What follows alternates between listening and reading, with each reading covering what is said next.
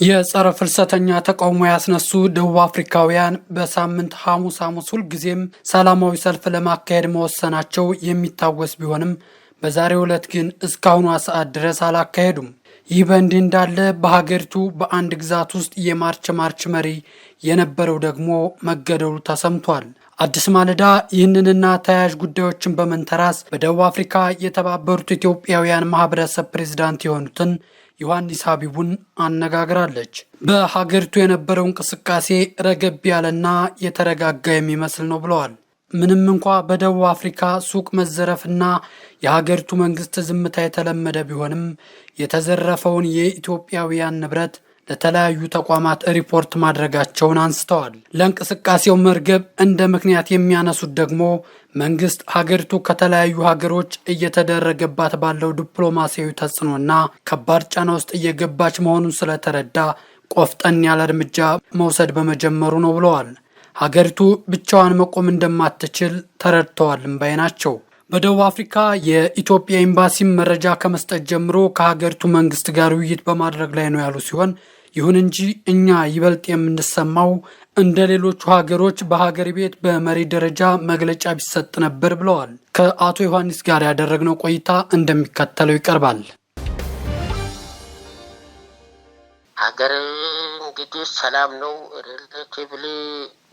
ሪላቲቭሊ ምንም አይልም፣ ጸጥታ ነው።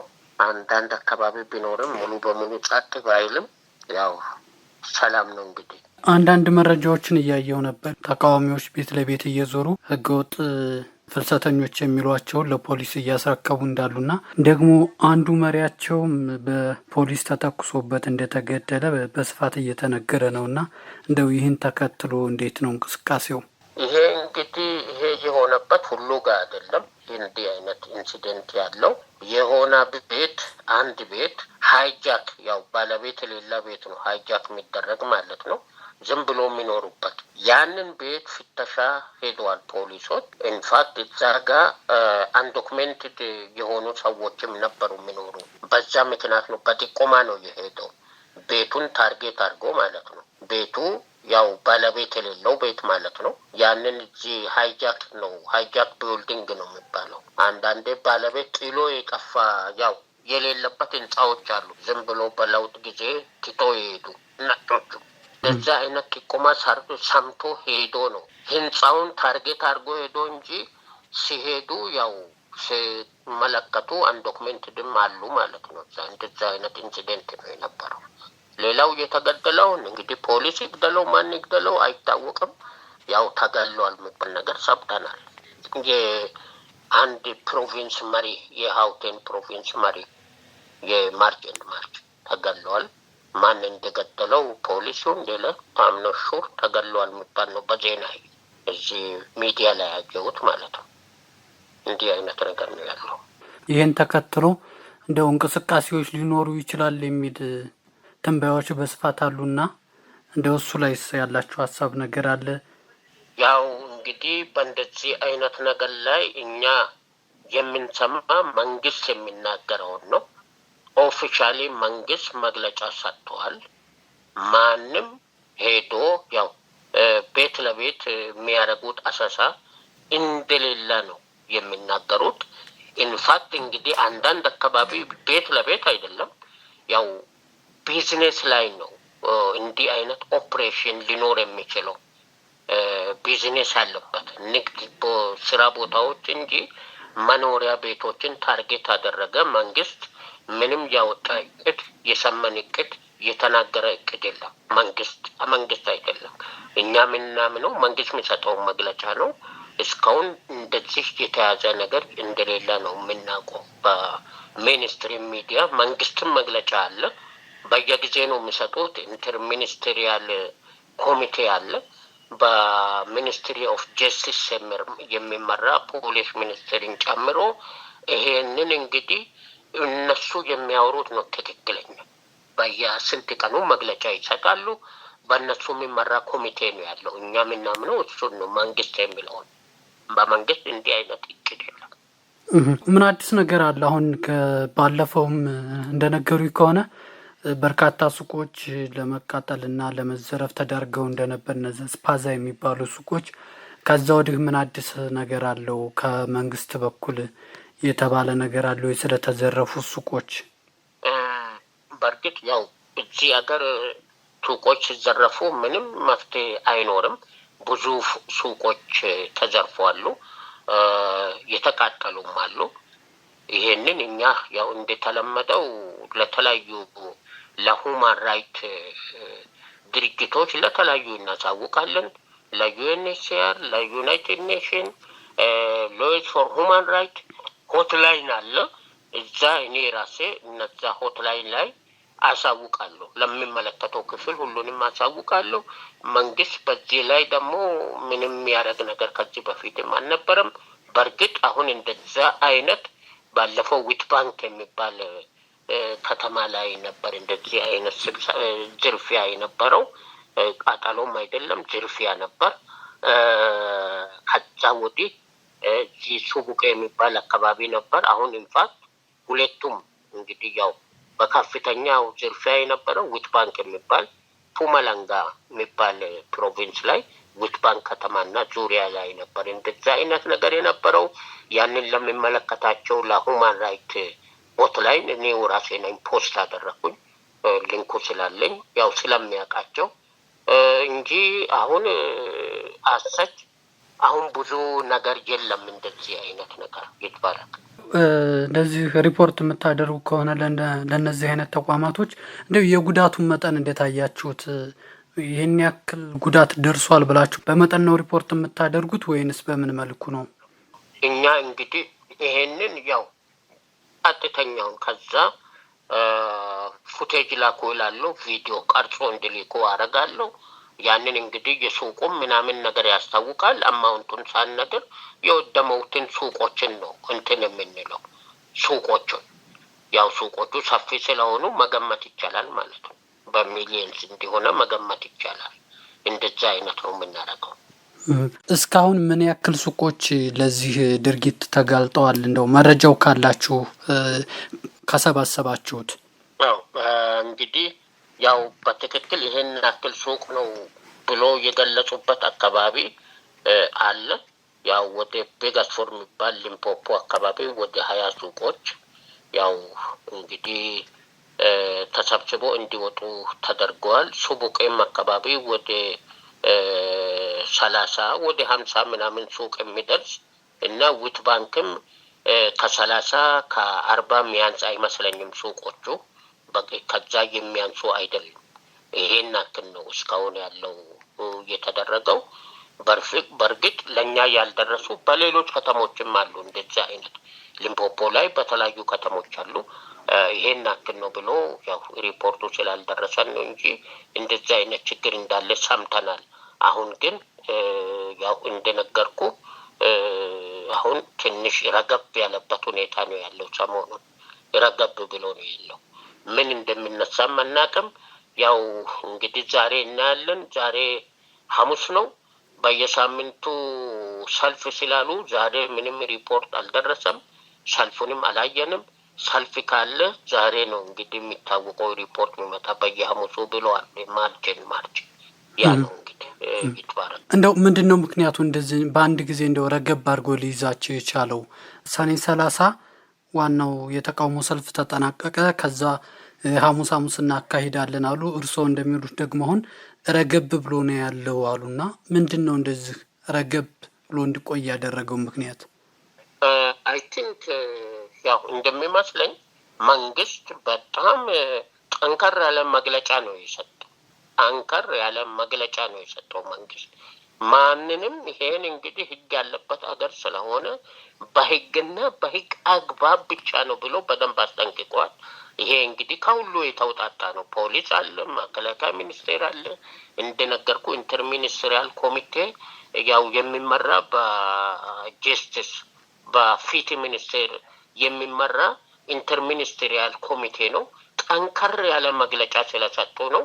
እንደዚህን ህግ የሚተላለፈውን ማንንም በህጋዊ አግባብ እንጠይቃለን ስላሉና ህግ ያለበት አገር ነው ብሎ ስላሉ ነው መንግስት በእቅዱ በፕላኑ ይሄዳል ብሎ ጠንከር ያለ መግለጫ ስለሰጠው ይመስለኛል ይሄ ነገር። አንዱ ነገር አሁን እየተስተዋለ ያለው ደቡብ አፍሪካ ከሌሎች ሀገራት ጋር ያላት ዲፕሎማሲያዊ ግንኙነት በተወሰነ መልኩ እየሻከረባት ነው። ለምሳሌ እነ ጋና ከፕሬዝዳንት ሲሪል ራማፎዛ ጋር የነበራቸውን ስብሰባ እንዲያራዝሙ አድርገዋል። በዚህ ምክንያት የተለያዩ ሀገሮች ደግሞ ዜጎቻችንን ካሳ ይገባል፣ ካሳ ከፍሏቸው ይገባል የሚል ዲፕሎማሲ ውጥረት ውስጥ እንደገባች በተለያዩ ነገሮች እየተነገረ ነው እና የኢትዮጵያ ኤምባሲ በደቡብ አፍሪካ የሚሰጣቸው ማስጠንቀቂያና መረጃዎች እንዳሉ ሆነው አዲስ ሂደቶች አሉ በዚህ ጉዳይ? በእርግጥ ያው እንደሚታወቀው ፊት ለፊት በመውጣት የናይጄሪያ አምባሳደሩ ያው በደንብ አድርጎ ጠንከር ያለ መግለጫ እየሰጠ ነበር። ይሄም ብቻ አይደለም፣ እዚህ ደቡብ አፍሪካ ያሉት ሳይሆኑ በአገራቸው ጋና ላይ እንግዲህ ያው እንደሚታወቀው ናይጄሪያ ላይ ኢቭን ዛምቢያ ላይ እና የነሱን የንግድ ድርጅቶቻቸውን ሁሉ ያው ባይኮት አድርገዋሉ፣ እንዳይሰራ አድርገዋሉ። እንደነ ኤምቲኤን እንደነ ሾፕራይት እና ዲፕሎማቲክ ጫና አለ። ያው በኢኮኖሚም ጫና እያሳደሩ ነው የነሱ ድርጅቶች። ኢቭን ኡጋንዳ ድረስ ያ ሁሉንም ማስጠንቀቂያ ሰጥተዋሉ። ያ ከፍተኛ ጫና አለ። ትክክል ነው። እና እንደሚታወቀው ራማፖዛ ፕላንድ የሆነ ስብሰባ ነበር፣ የጋራ የሆነ ስብሰባ ነበር ከጋና ጋር። ጋና ማካሄድ ነበረበት። ያንን ጋና ሰርዛለች፣ አራዝማለች ላልተወሰነ ጊዜ፣ አልፈለገችም። ከዚህ የተነሳ ነው ይሄ ጫና እንዳለባቸው በደንብ አድርጎ ጠንቅቆ አውቀዋሉ። ደቡብ አፍሪካ አሁን ሰዓት ላይ ብቻውን ማንም መቆም እንደማይችል ተረድተዋሉ። ይሄን ያውቃሉ ማለት ነው መንግስት። በእርግጥ አሁን እነዚህ ነገር በደንብ ፊውል እያደረጉ ያሉት መንግስታዊ ያልሆኑ ናቸው፣ ግሩፖች ናቸው። አሁን ማርች ማለት ከመንግስትም የተወሰኑ ይሄን መንግስት የሚቃወሙ የቀድሞ ፕሬዝዳንት በዙማ የሚመራ ኤምኬ የሚባል ፓርቲ ነው ይሄን ሰፖርት የሚያደርገው።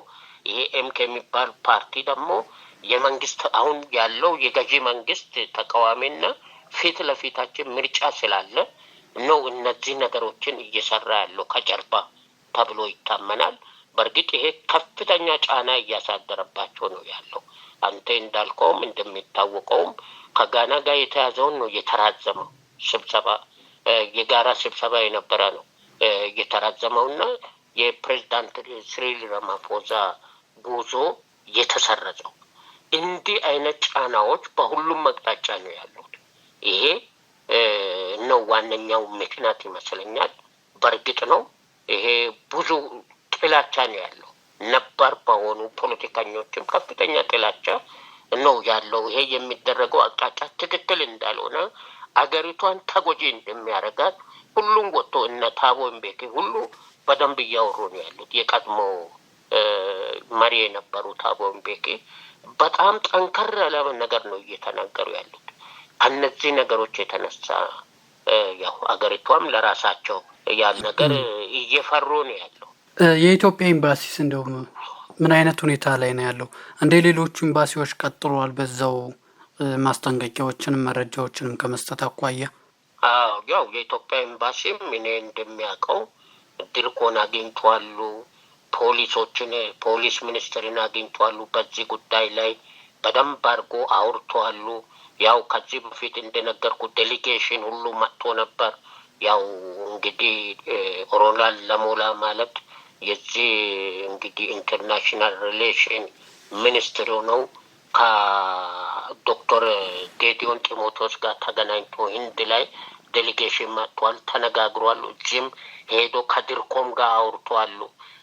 የተለያየ ጊዜ ያው የሚቻለውን ኢፎርት ኤምባሲው እያደረጋ ነው ያለው። ግን ለእኛ ትንሽ ተሰሚነት የሚኖረው ሀገር ቤት ጠቅላይ ሚኒስትሩ የሆነ ነገር ብሎ ነው። ባለፈውም እንደገለጽኩኝ ምንም አይነት መግለጫ የሰጡ ነገር የለም ጠቅላይ ሚኒስትራችን።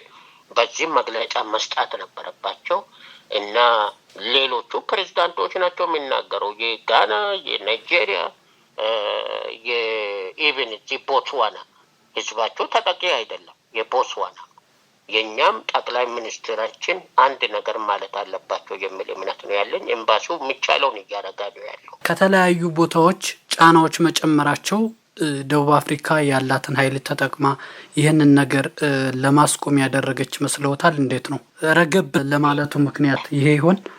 ይሄ በጣም ትክክል ነው። ይሄ በጣም ያ ነው የሚመስለኝ። ያላቸውን ዲፕሎማቲክ ጫናዎች የተነሳ ነው እነዚህ ኢንተርሚኒስትሪያል ኮሚቴም የተቋቋመው። የነገሩን ክብደት አይቶ ነው። አገሪቷም ደግሞ ሌላ ችግር እንዳይመጣ ስለፈሩ ነው። ከዚህ በፊት 2021 ላይ መአት ሱቆች ናቸው ድርጅቶች ናቸው እየፈረሱት። ወደ ከ200 በላይ ሰው ነበር የሞተው። ያንን ስላወቁ ከህዝብ የሚነሳ አመፅ ሌላ አቅጣጫ እንዳይሄድ በሀገር ውስጥ ባለው ፖለቲካ ማለት ነው። አንድ ይሄ ነው። ያንን ስለፈሩ ያ እንዳይደግ ስለፈለጉ ነው የአዲኩዌት እርምጃና የወሰዱት የተቋቋሙት ሚሊተሪ ድረስ ዙሉ ናታል ላይ ያሰማሩት። ያን ስላወቁ ነው። ዙሉ ናታል እና ሀውቴን ነበር እንዲህ አይነት ችግር የነበረው። በቢሊየንስ ነው የወደመው። ያኔ እንዳጋጣሚ ሆኖ የስደተኛው ሳይሆን ትልልቅ ድርጅቶች ናቸው። ይሄ ነገር እንዳይት ከዛ ትምህርት ስለወሰዱ ነው። ሜጀር መንግስት ስለወሰደ ነው ይሄ ይረገበው ማለት ነው። ያን ስለነበራቸው ትምህርት 2021 የነበረው። አቶ ዮሐንስ በጣም ነው የማመሰግነው ለሰጡኝ መረጃ። ግናለሁ ለዘወትር ትብብሮ መልካም ቀን ይሁንልዎ። ቴንኪው በጣም አመሰግናለሁ። ይትባረክ።